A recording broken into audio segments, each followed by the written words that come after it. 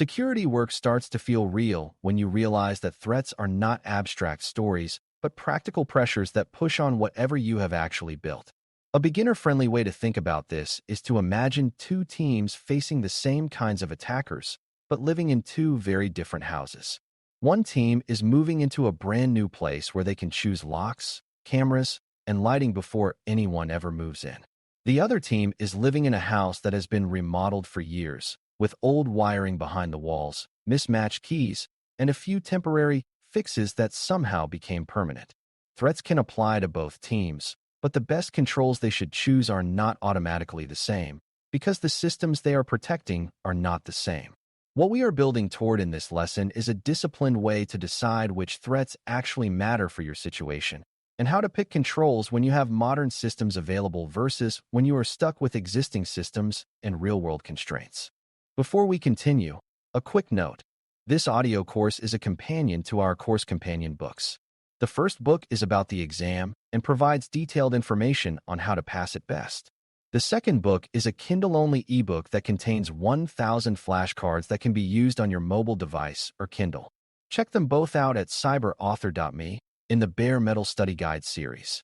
A threat is only useful when it connects to something you have that could be harmed, and that connection is what people mean when they talk about applicability. If a threat cannot reasonably reach your environment, or if it would not cause meaningful harm, it might still be interesting, but it is not your priority.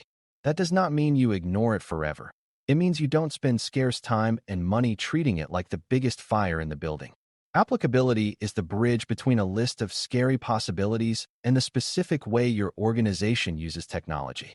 To evaluate that bridge, you think about three things in plain language: what you have, how it is exposed, and what would happen if it broke. If you have customer accounts, identity attacks apply differently than if you only have a public brochure site. If your systems are reachable from the internet, remote attacks apply differently than if everything is inside a tightly controlled network. And if downtime means lost lives in a hospital versus mild inconvenience in a small office, the same threat can carry wildly different weight. Controls are the things you do to reduce risk, and they come in many forms that beginners should learn to separate in their heads. Some controls prevent bad things from happening, like strong access rules that make it hard to log in as someone else. Some controls detect that something bad is happening, like monitoring that notices unusual login activity. Some controls correct or recover, like backups that let you restore data after a destructive event. Other controls are more about reducing impact, like segmenting a network so a breach in one area does not automatically spread to everything else. When you choose controls, you are making trade-offs: money, complexity, user experience, time to deploy, and ongoing maintenance. A control that looks powerful on paper can be the wrong choice if it is too fragile to operate or too complicated for the team that has to run it. That is why applicability is not only about the threat, it is also about the controls fit to your reality. A practical way to connect threats to your environment is to think in terms of assets, entry points, and trust assumptions. Assets are what you care about, such as data, identities, systems, or the ability to deliver a service. Entry points are the ways an attacker could interact with your environment, such as login screens, exposed services, email, third-party connections, or physical access to devices. Trust assumptions are the beliefs your system makes about what is safe, such as assuming the internal network is friendly or assuming devices are managed and up to date. Many security failures happen when the real world violates an assumption the system quietly depended on. If you assume internal traffic is safe and you allow broad access inside the network, then a single stolen credential can become a full environment compromise. If you assume laptops are always patched but patching is inconsistent, then known vulnerabilities become applicable threats even if you wish they were not. This approach keeps your thinking grounded because you are not chasing every threat. You are checking how threats line up with your actual openings and assumptions. Now consider what changes when you are selecting controls for a greenfield environment, meaning a new system or a major rebuild where you can design cleanly. In a greenfield situation, you can build security into the foundation instead of bolting it on afterward. You can standardize identity from the start, define clear roles, and decide that every service will log in a consistent way. You can choose modern patterns, like separating workloads into zones, and you can decide that sensitive data must be encrypted and access must be audited. You can also set baseline expectations for device management and software updates, because you are not fighting years of inherited exceptions. This is the world where you can say, "We will not allow this risky practice," and have that rule be real because no one is already depending on it.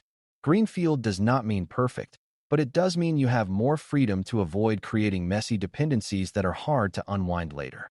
In contrast, selecting controls for an existing environment is often about choosing what you can realistically change without breaking the business. Legacy systems might not support modern authentication. Old applications might require broad network access because of how they were built. Some devices might be too old to patch, or they might be maintained by a vendor who controls the update schedule. In these situations, the goal is still risk reduction, but the path is different.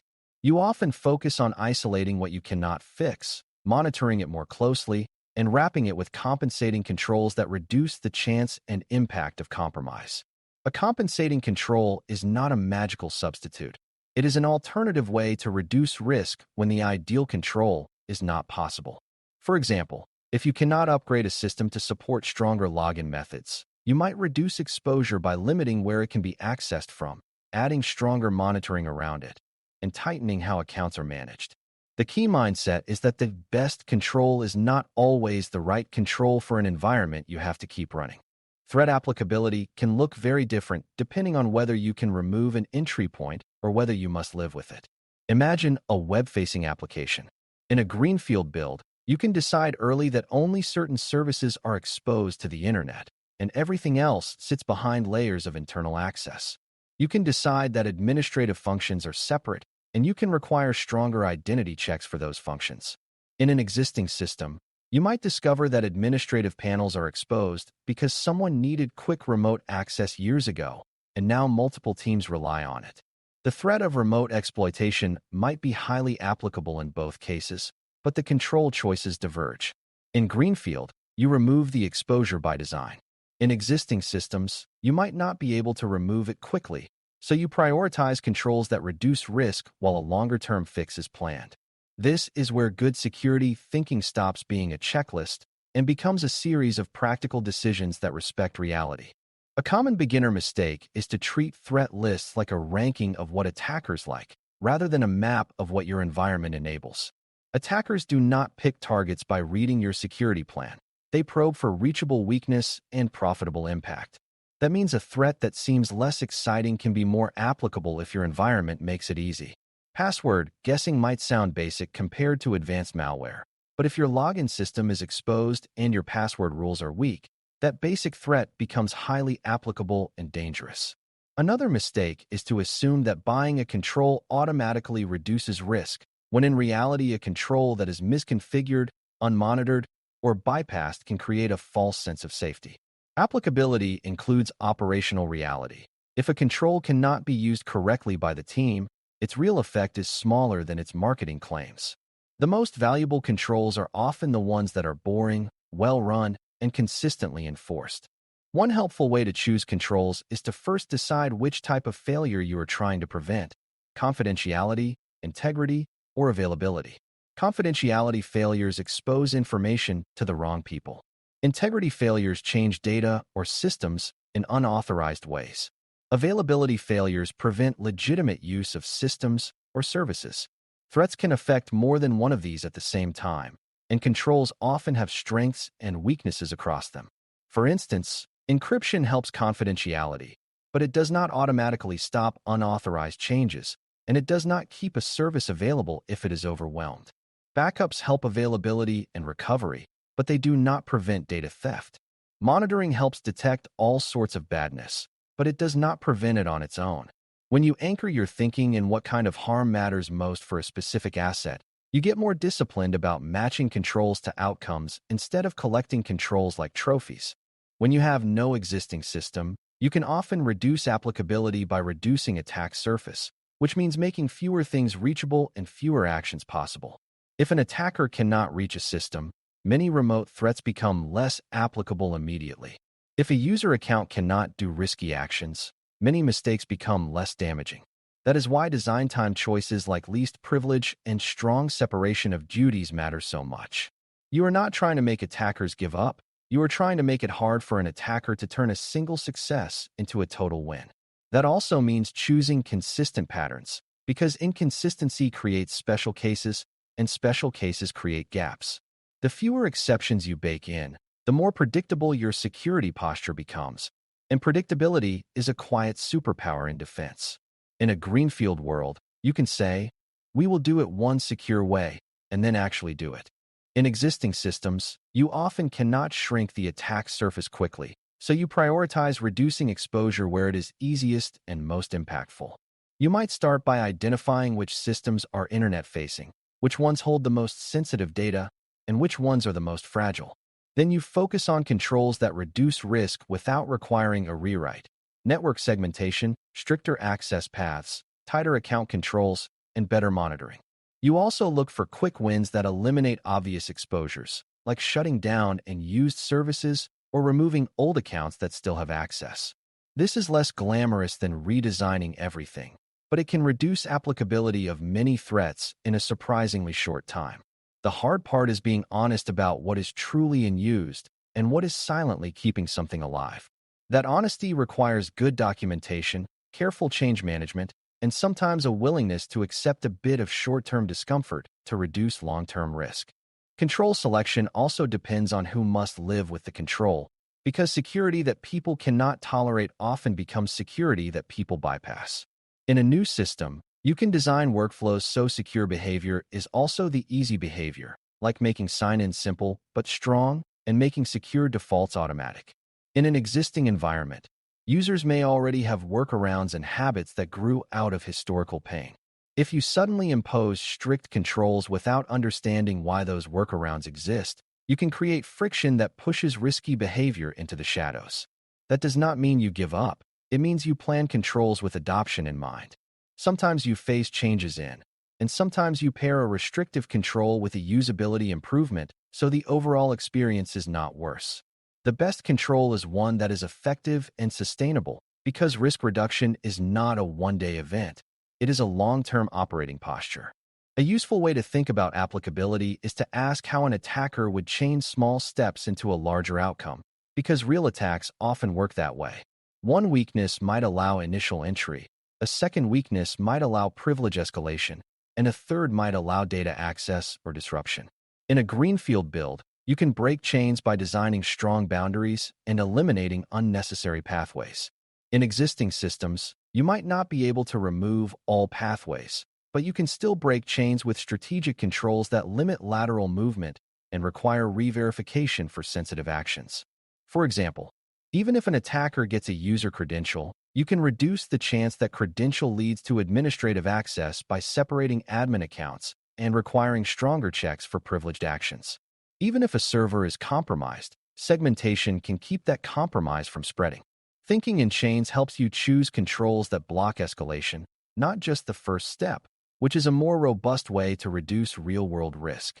As you get comfortable with this way of thinking, you start to see that there is no single universal list of best controls, because applicability and constraints change the right answer. A disciplined approach is to identify the most important assets, understand realistic threat paths to those assets, and then choose controls that reduce the likelihood and impact of those paths within your operational limits. In a new environment, you emphasize secure by design choices that reduce exposure and complexity from day one.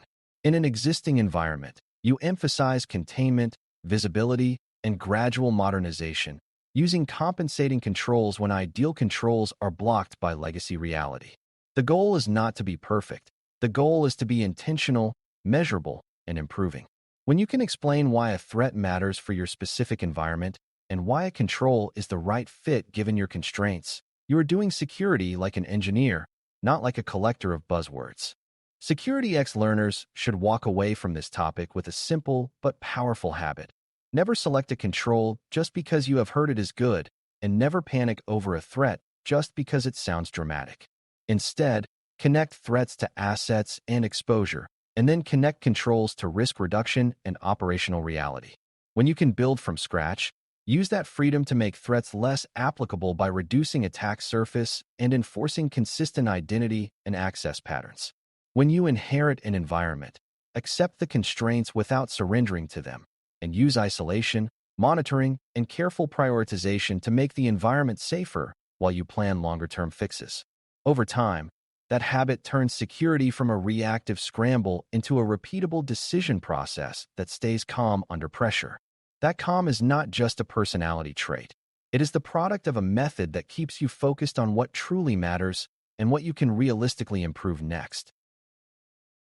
Thanks for listening. For more audio courses, daily newsletters, and more, please visit baremetalcyber.com.